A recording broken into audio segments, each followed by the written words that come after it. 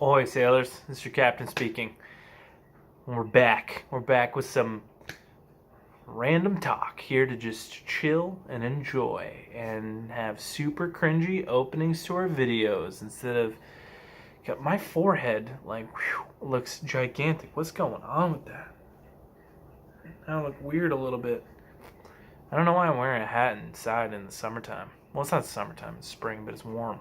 I don't know why I'm wearing a hat. I just hate my hair sometimes because I don't have any. Anyways, we got some cool video game news. We have some announcements from E3 coming up that are pretty interesting. I got the PSN Plus games for June, and then we have something interesting to do with medical diagnosis in terms of video games. That was worded very poorly too. I did that in my last video where I just worded stuff weird. It gets weird sometimes, huh? But, we're doing what we can. And we're having fun. And that's the main point. New Call of Duty. So today, when I'm recording this right now, I think it's just after 12. So it's Thursday, technically. It's the third day, not the second anymore. But today, Thursday, the new Call of Duty will be revealed officially, and we'll know if it's done by Treyarch, if Treyarch's doing Modern Warfare, or Infinity Ward is doing it 100%. Because there's been a bunch of stuff up in the air with Treyarch being told that they're going to actually take the reins of the entire Call of Duty franchise and doing that all themselves, or if Infinity Ward is actually going to get this game, or Treyarch is going to continue with the way that Black Ops is going. In my opinion, I think that Treyarch is the far superior Call of Duty company. I do think that Call of Duty game creator, we'll say. I think that Modern Warfare has pumped out maybe the best version of what Call of Duty is, but I don't think that Call of Duty has ever been revolutionized by another company like Treyarch did. Well, I mean, there's only been 3, but you'll understand what I mean in a second. So Modern Warfare 2 and Modern Warfare 3 are in tandem the two best. Actually, I think that Modern Warfare 3 and then Black Ops are the two best selling Call of Duty games of all time. So Modern Warfare 3 is at the top, and then Black Ops, which is done by Treyarch. The first one's done by Infinity Ward, number 3. And the second one's done by Treyarch. So they've both done really good games, but Modern Warfare 2 also did very well. I think it's the third best selling. I could be off on these numbers, and I could be wrong completely, that maybe one of the other is far better or sold more, I'm not sure. But offhand, from my memory, I do believe that the best-selling Call of Duty game was Modern Warfare 3.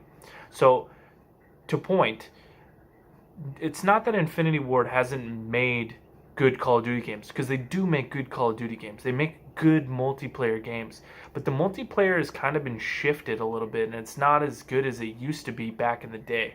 It's not as you'd think that it would have gotten more refined over the years, but it just seems to have lost its thunder, I guess you would. It doesn't have as much sizzle as it used to.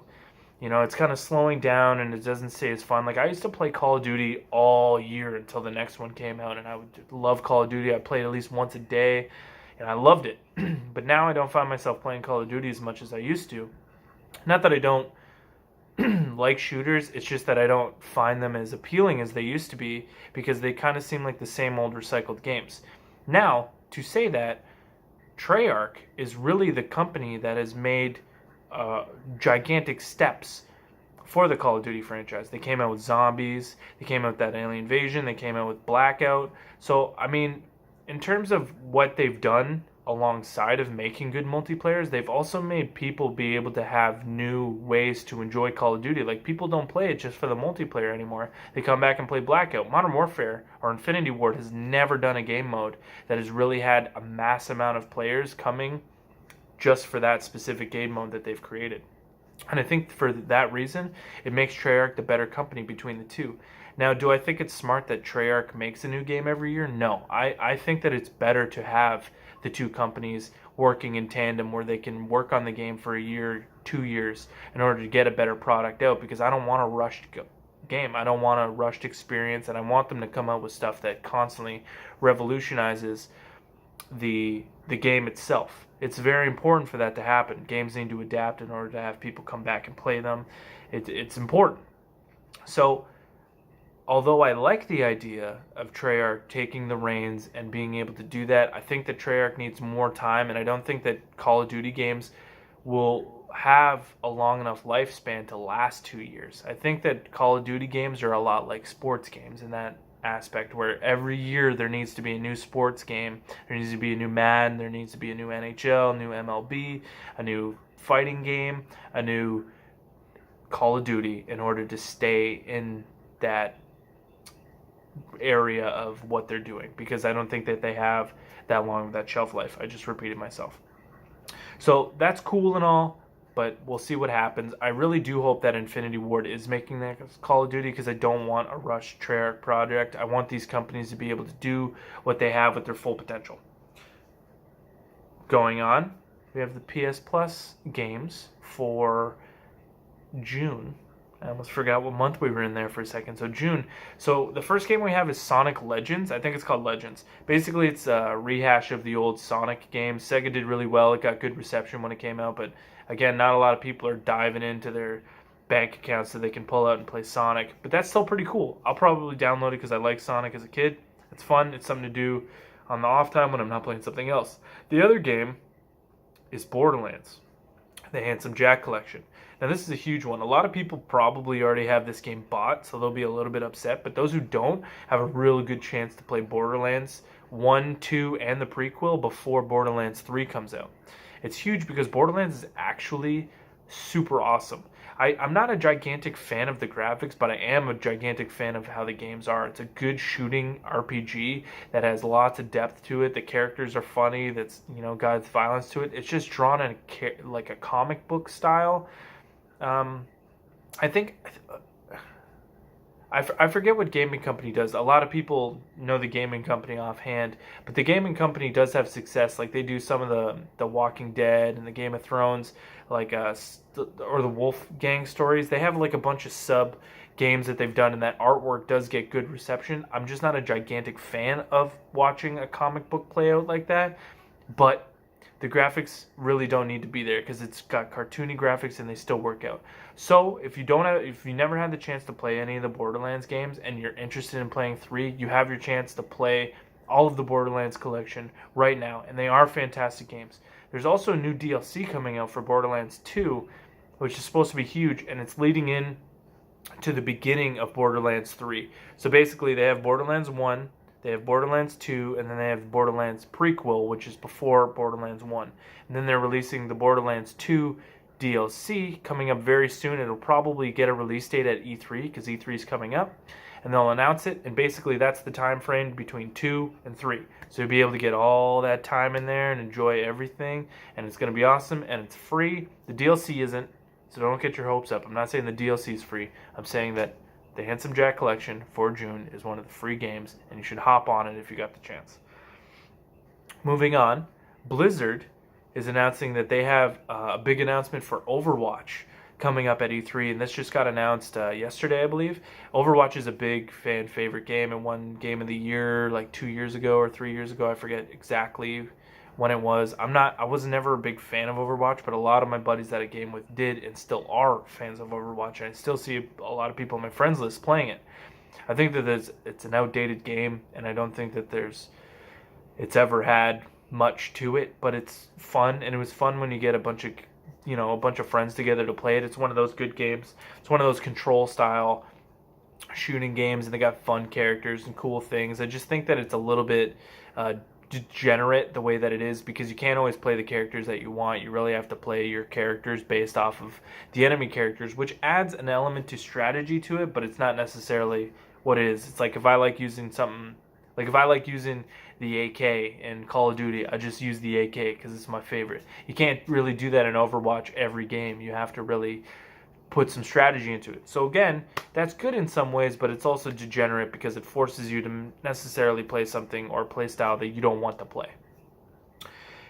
E3 also has another announcement coming from Marvel, which is really, really interesting. Marvel at E3 is rumored to be releasing a Avengers game. An Avengers game?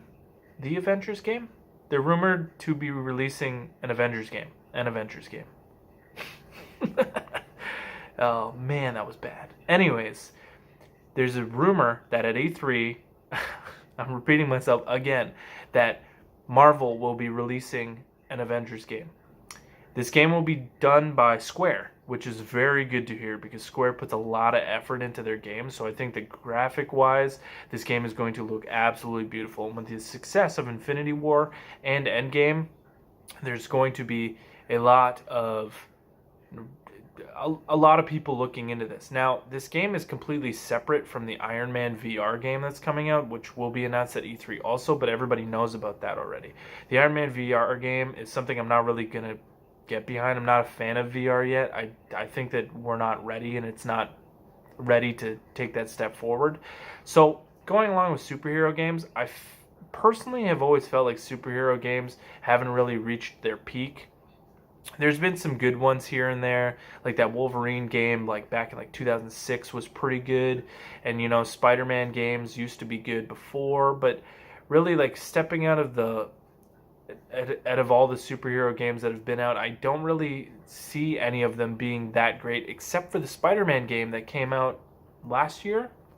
It was like late last year that the new Spider-Man game came out. That game was actually made by Insomniac Games and was sponsored and published by Sony itself. So I mean, Sony obviously owns the rights to all that stuff, and with Disney purchasing everything, I feel like it was a smarter idea to go with an outsourced company to do this, because if Disney takes the reins, they could try to change everything according to how they're going to change everything in the movies, because chances are Disney's going to probably want to redo all of their movies moving forward into the fourth phase of where the Avengers are, because I keep hearing rumors of recasting almost every character, so I don't know how that's going to work. And once I do know how that works, I'll be able to make a better video and give that to you. So I don't want to say anything before it's out, but with Disney and Fox and Sony all being in a big jumble right now, and this Avengers game being announced and it being created by Square, I think that that's a good sign that the game is going to be up to par where people want it to be, and Square won't run it into the ground, because they don't do that. They do very well with stuff. Lastly, there was a recent medical diagnosis, I guess you'd say. Basically, what has happened is they've deemed that video game addiction is now an addiction. It's a real thing now, apparently. If you're addicted to video games, apparently now you have a disease. I don't know if you'd call it that. You have an addiction.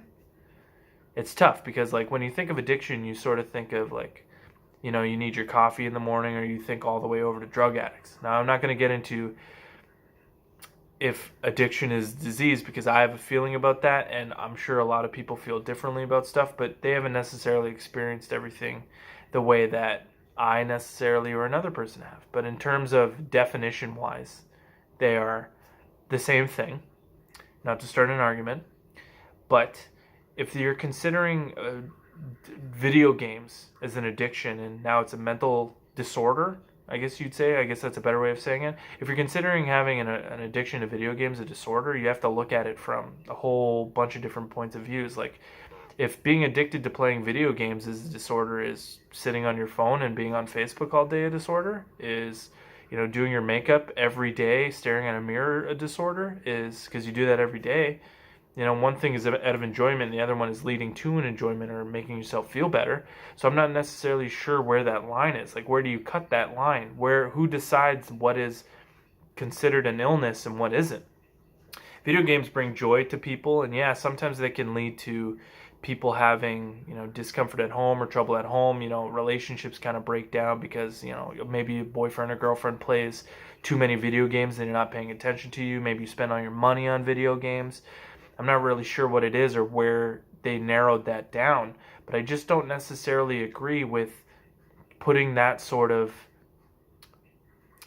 stamp on the issue. I've played video games since I was a kid, and I don't think it really has halted me in the way that I would say that I have a disorder or an illness.